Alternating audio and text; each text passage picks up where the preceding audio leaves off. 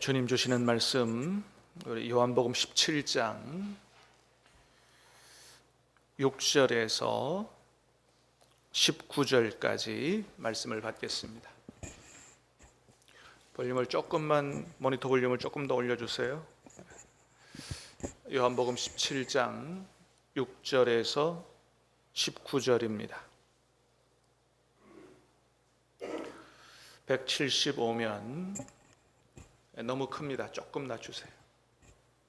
175면입니다. 요한복음 17장 6절에서 19절까지 하나님 말씀을 교독해서 받들어 읽겠습니다. 도리어 내가 이 말을 함으로 너희 마음에 근심이 가득하였도다. 17장 죄송합니다. 6절. 세상 중에서 내게 주신 사람들에게 내가 아버지의 이름을 나타내었나이다.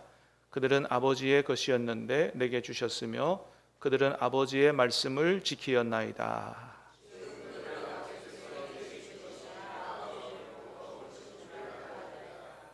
나는 아버지께서 내게 주신 말씀들을 그들에게 주었사오며 그들은 이것을 받고 내가 아버지께로부터 나온 줄을 참으로 아오며 아버지께서 나를 보내신 줄도 믿었사옵나이다.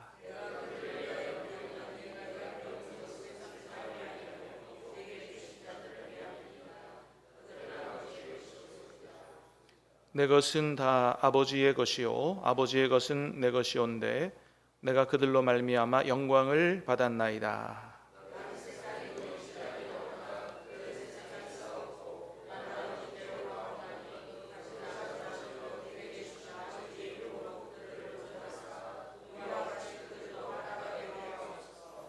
내가 그들과 함께 있을 때에 내게 주신 아버지의 이름으로 그들을 보존하고 지키었나이다. 그 중에 하나도 멸망하지 않고 다만 멸망의 자식뿐이오니 이는 성경을 응하게 함이니이다.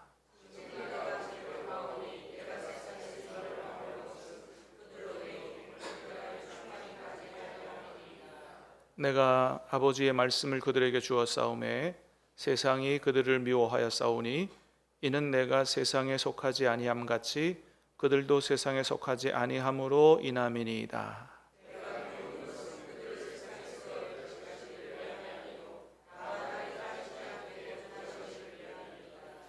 내가 세상에 속하지 아니함 같이 그들도 세상에 속하지 아니하였사옵나이다.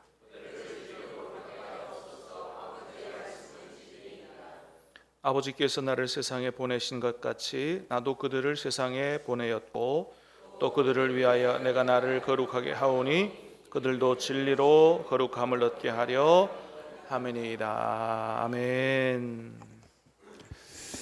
자, 오늘 두 번째 날 예수님이 마지막 밤에 제자들과 함께 하나님 앞에 간절히 기도한 두 번째 기도, 제자들을 위한 기도의 말씀을 보도록 하겠습니다. 자, 먼저 주님은 이렇게 기도하셨습니다. 6절 말씀 같이 보겠습니다. 시작. 세상 중에서 내게 주신 사람들에게 내가 아버지의 이름을 나타내었나이다.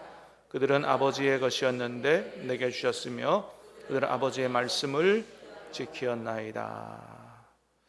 자, 세상 중에서 내게 주신 사람들에게 내가 아버지 이름을 나타내었나이다. 그들은 아버지의 것이었는데 내게 주셨으며.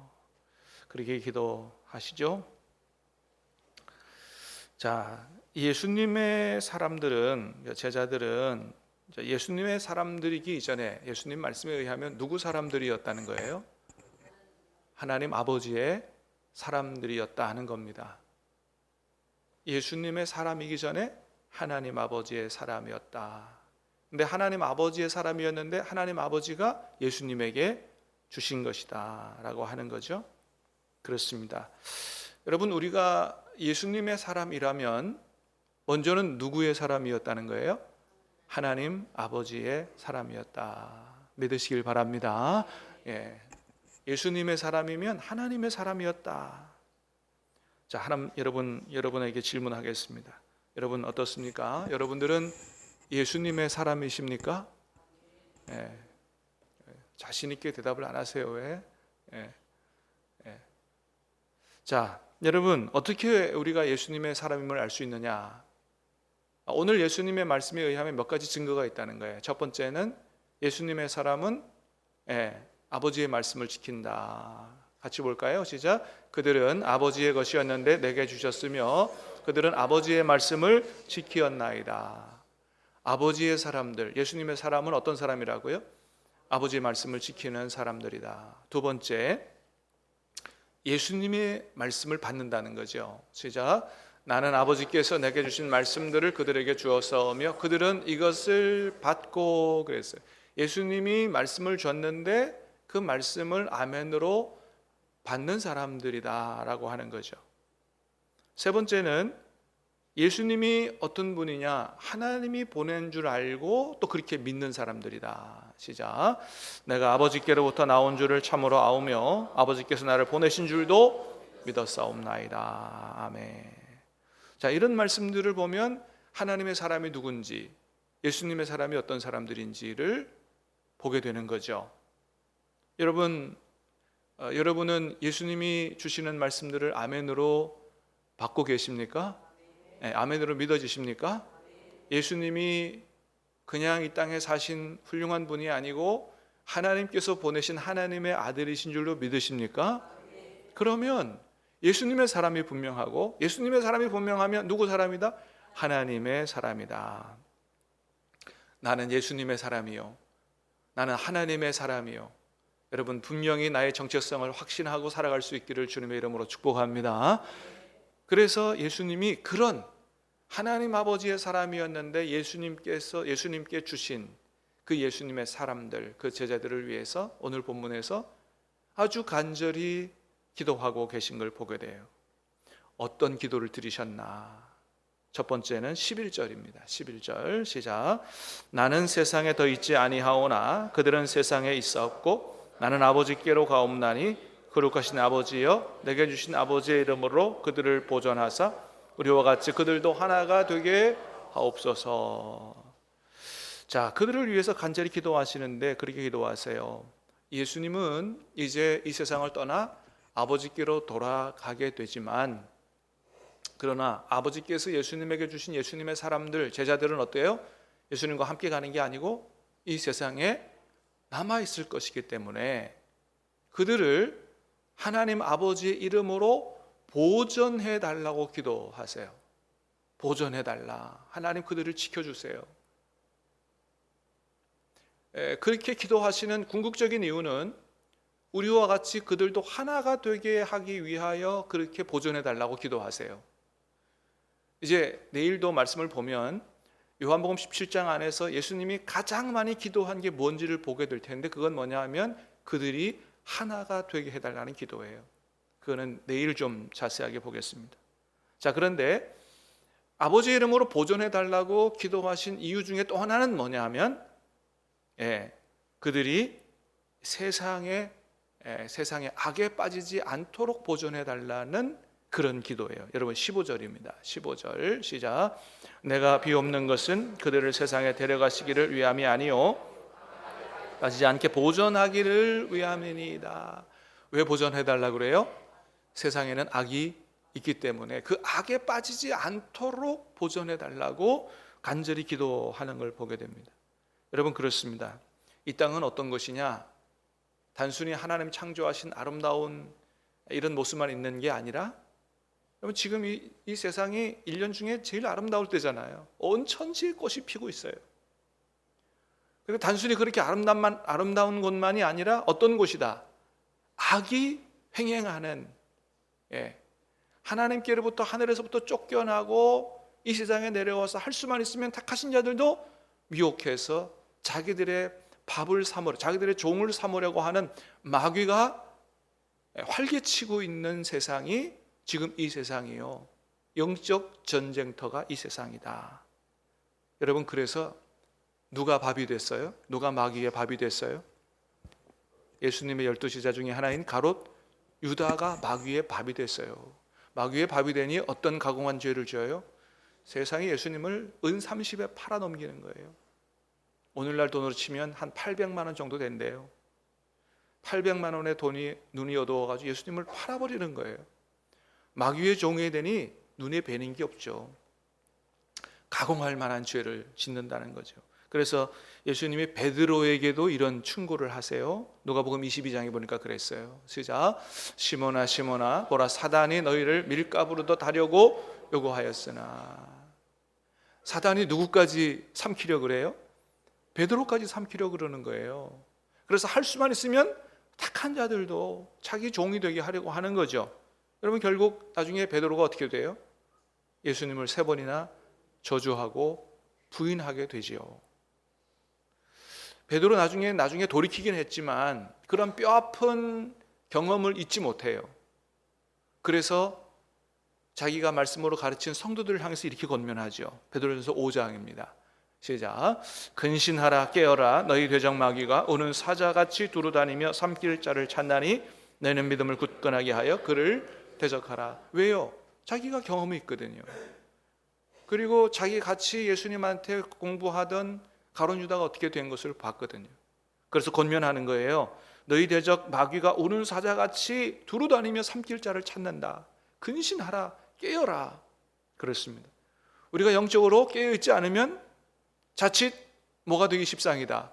마귀의 밥이 되기 십상이라는 거예요. 이게 예수님 말씀이고 이게 베드로의 권면이에요. 그렇습니다. 아무리 착한 사람도 아무리 하나님을 믿는 사람도 마귀의 밥이 되면 어떤 사람으로 변하느냐?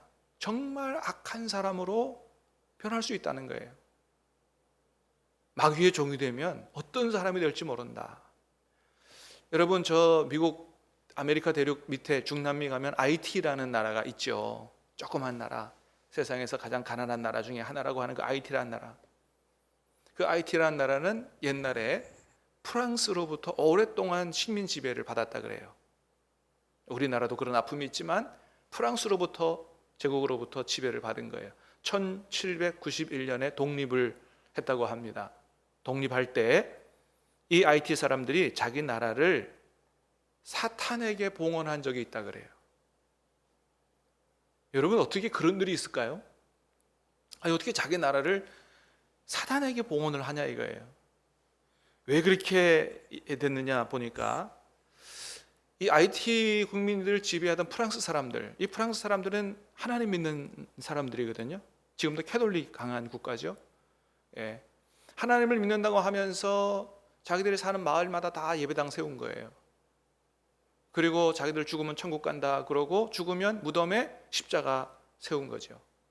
그렇게 하나님 믿는다 그러고 십자가 세우고 그랬는데 그들이 IT 국민들 지배할 때 IT 국민들에게 얼마나 악하게 했는지 짐승대하듯이 했다는 거예요. 많은 제국주의자들 두말하면 잔소리죠. 그러니까 하나님을 믿는다고 하면서도 그렇게 했다는 거죠. 그러니까 IT 사람들이 독립할 때 어떻게 한 거예요? 프랑스 사람들이 믿는 하나님 싫어하고 증오하면서 차라리 우리나라를 사단에게 바치겠다고 그렇게 했다는 거죠. 여러분 하나님을 믿는다고 하는 사람들이 왜 이렇게 된 걸까요? 그건 다른 게 아니에요. 자기도 모르는 사이에 마귀의 종이 된 거죠. 사랑하는 여러분, 어떤 경우라도 저와 여러분이 마귀의 종이 되지 않기를 주님의 이름으로 축복합니다. 성령의 충만함으로 살아갈 수 있기를 주님의 이름으로 축복합니다. 그렇습니다. 여러분 그래서 주님이 우리에게 이렇게 기도하라고 가르치셨어요. 우리 주기도 날마다 하지만 뭐라 그래요? 우리를 시험에 들게 하지 마옵시고 다만 악에서 구해달라. 여러분 우리도 모르는 사이에 마귀 종이 되면 악한 사람이 될 수 있어요. 정말 우리 그런 사람을 가끔 세상에서 만나죠. 정말 악한 사람들이 있어요. 왜 그럴까요? 마귀 종이 됐기 때문에 그렇죠. 절대로 악에 빠지지 않기를 기도하라고. 그리고 또 말씀하십니다. 마가복음 9장 29절입니다. 시작. 이르시되 기도 외에 다른 것으로는 이런 종류가 나갈 수 없느니라. 이런 종류가 뭐예요? 귀신, 마귀를 얘기하죠. 무엇이 없이는 안 된다? 기도 없이는 안 된다. 예수님의 이름으로 기도할 때 마귀는 쫓겨간다. 할렐루야. 그러므로 사랑하는 여러분 늘 깨어 기도할 수 있기를 주님의 이름으로 축복합니다. 여러분 주님이 우리를 위해서 어떤 기도를 간절히 들으셨다고요? 이 세상에 남아있는 나의 사람들이 절대로 악에 빠지지 않고 보존되기를 간절히 기도하셨다. 어떻게 악에 빠지지 않고 어떻게 마귀의 종이 되지 않고 주님의 사람으로 살아갈 수 있어요? 깨어있어 기도하는 것이다. 여러분, 기도하고 주님 주시는 능력을 덧입고 영적 전쟁에서 승리할 수 있는, 그래서 주님을 기쁘시게 할 수 있는 삶으로 살아갈 수 있기를, 선한 영향력을 끼치면서 살아갈 수 있기를 주님의 이름으로 축복합니다. 주님이 간절히 원하신 우리의 삶이다 라고 하는 것입니다. 두 번째는 우리의 기쁨이 충만하기를 간절히 기도하셨다. 13절 보면 그렇습니다. 시작.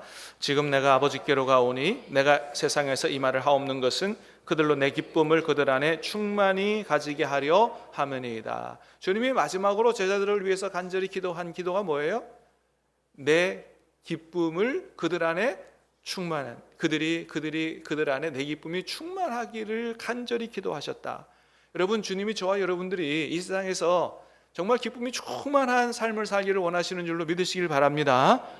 어때요? 그런 삶을 살고 계세요? 예? 여러분, 저와 여러분들이 예수님 안에서 세상에 줄 수 없는 기쁨을 충만하게 누리고 얼굴에 해같이 빛나고 이렇게 사는 게 주님의 뜻인 줄로 믿습니다. 그렇습니다. 제가 아는 어떤 분 중에 1년에 한 번 가끔 교회 나가는 분이 계세요. 근데 그분이 저를 만나면 가끔 그런 얘기를 해요. 정말 존경한다고 그런 얘기를 해요. 근데 그런 얘기를 하는 이유는 제가 무슨 특별히 존경할 만한 뭔가가 있어서가 아니고 목회자이기 때문에 존경한다는 거예요. 그러니까 그분 얘기로 말하면, 그분 얘기는 그런 거예요. 어떻게 목회자로 살 수 있냐는 거예요. 자기는 죽었다 깨나도 목회자로 못 살겠는데 어떻게 목회자로 살 수 있느냐. 뭐 돈을 많이 버나 자기 마음대로 뭘 할 수 있나, 많은 사람들을 만나고 때로는 그들의 비유도 맞추고, 아니 어떻게 그렇게 일평생을 살아갈 수 있냐는 거죠. 너무 존경스럽다는 거예요.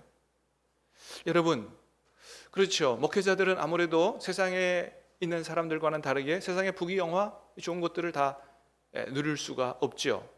그런데 왜 그렇게 살아가는 걸까요? 첫 번째는 하나님이 부르셨기 때문이요. 두 번째는 주님이 목회자들에게 이 일을 할 수 있는 힘과 원동력을 주시기 때문이에요. 이 일을 할 수 있는 힘과 원동력을 주시기 때문에 하는 거지, 그거 없으면 어떻게 하냐 이거예요. 주님이 이 일을 할 수 있게 하는 그 힘과 원동력이 뭐냐? 주님이 주시는 기쁨이에요. 할렐루야. 여러분, 주님이 주시는, 세상에서 얻을 수 없는, 주님 안에서만 얻을 수 있는 기쁨과 평강과 그 생명, 그것이 없으면 어떻게 일을 할 수 있겠어요? 그렇습니다. 여러분, 목회자들이 이 일을 할 수 있는 것은 바로 그 주님 주시는 기쁨이 능력이 되기 때문이죠. 사랑하는 여러분, 목회자들만 아니고 저와 여러분들 다 예수님 안에서 세상이 줄 수 없는 주님이 주시는 하늘의 기쁨으로, 평강으로, 생명으로 충만할 수 있기를 주님의 이름으로 축복합니다. 우리가 예수님 믿는 이유요, 이 세상을 이길 수 있는 힘과 능력이 바로 거기로부터 온다. 주님은 우리가 이 험한 세상에 살아가면서 정말 주님 주시는 기쁨으로 충만한, 그래서 모든 어려움들을 다 이기고 사는 그런 삶을 살도록 간절히 기도하셨다라고 하는 겁니다. 마지막 세 번째는 우리가 거룩하게 살게 해달라고 기도하셨어요. 자, 17절입니다. 시작. 그들을 진리로 거룩하게 하옵소서. 아버지의 말씀은 진리니이다. 19절도 읽어봅니다. 시작. 또 그들을 위하여 내가 나를 거룩하게 하오니 이는 그들. 아멘. 자, 이 두 말씀을 보면 주님이 우리를 위해서 어떻게 살라고 기도하시는 걸 보게 돼요? 거룩하게 살게 해달라고 기도하시는 걸 보게 되죠. 몇 번씩이나? 두 번씩이나. 하나님 앞에 제자들을 위해서 이들이 거룩하게 살게 해달라고 간절히 기도를 드리셨어요. 여러분, 거룩하게 사는 게 어떻게 사는 걸까요? 한마디로 말하면 세상 사람들과 구별되게 사는 거고요. 누구 뜻대로? 하나님의 뜻대로 사는 게, 그게 거룩하게 사는 거죠. 중요한 건 뭐예요? 그럼 어떻게 하면 그렇게 거룩하게 살 수가 있느냐라고 하는 거죠. 주님은 오늘 말씀에서 뭐라 그러세요? 어떻게 하면 거룩하게 살 수 있다는 거예요? 그건 우리 결단으로 되는 게 아니라는 거죠. 뭐로 거룩하게 해달라고요? 그들을 진리로 거룩하게 해달라 그래요. 진리는 뭐가 진리예요? 아버지의 말씀이 진리라고 말씀하시죠. 그렇습니다. 예수님의 말씀은 우리가 거룩하게 사는 비결이 우리가 결단한다고 되는 게 아니고 진리인 하나님의 말씀으로 말미암아 거룩하게 살게 된다고, 그렇게 살게 해달라고 기도하세요. 여러분, 하나님의 말씀이 능력이요, 하나님의 말씀이 우리를 거룩하게 살게 하는 줄로 믿습니다. 히브리서 4장 12절에 뭐라고 말씀하세요? 시작. 하나님의 말씀은 살아있고 활력이 있어 좌우의 날선 어떤 것보다도 예리하여 혼과 영과 및 관절과 골수를 찔러 쪼개기까지 하며 또 마음의 생각과 뜻을 판단하나니 그랬어요. 하나님의 말씀은 살아있고 운동력이 있다. 좌우의 날선 어떤 것보다도 예리해서 수술용 메스가 째고 들어오지 못하는 마음과 생각까지도, 혼과 영과 관절 골수까지도 수술하고 우리를 새롭게 하는 그 능력이 바로 하나님의 말씀에 있다라고 하는 거죠. 여러분, 하나님의 말씀에 이런 능력이 있는데 왜 어떤 사람은 성경을 읽어도 이런 변화가 나타나지 않는 걸까요? 이상하잖아요? 왜 그러는 걸까요? 그거는 말씀을 묵상하지 않아서 그렇습니다. 여러분, 하나님이 우리에게 말씀을, 성경을 주실 때 단순히 몇 번 읽으라고 주신 책이 아니고 성경은 본래 묵상하라고 준 책이에요. 여호수아 1장에서 뭐라고 말씀하세요? 시작. 이 율법책을 내 입에서 떠나지 말게 하여 주야로 그것을 묵상하여 내 대로 다 지켜 행하라. 그리하면 내 길이 평탄하게 될 것이며 내가 형통하리라. 이 율법책을 내 입에서 떠나지 말게 하라고 할 때 율법책은 뭘 가르치냐 하면 창세기, 출애굽기, 레위기, 민수기, 신명기를 가르쳐요. 하나님이 이스라엘 백성에게 처음 준 성경책이에요. 이 율법책을 하나님 처음 딱 만들어 주시면서 뭐라 그래요?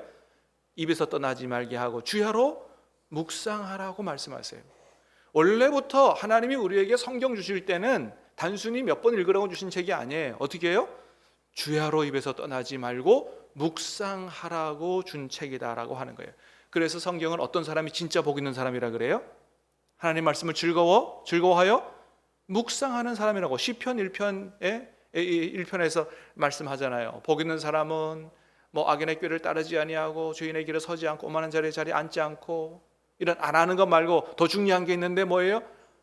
오직 여호와의 율법을 즐거워하여 그 율법을 주야로 묵상하는 사람이 진짜 복 있는 사람이라고.